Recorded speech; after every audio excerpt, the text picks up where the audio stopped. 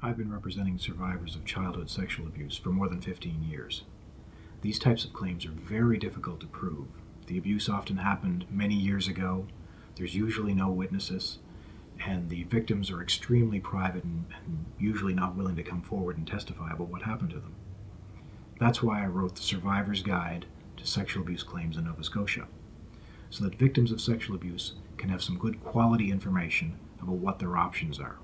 The book explains what happens in the criminal process and whether or not you should file criminal charges.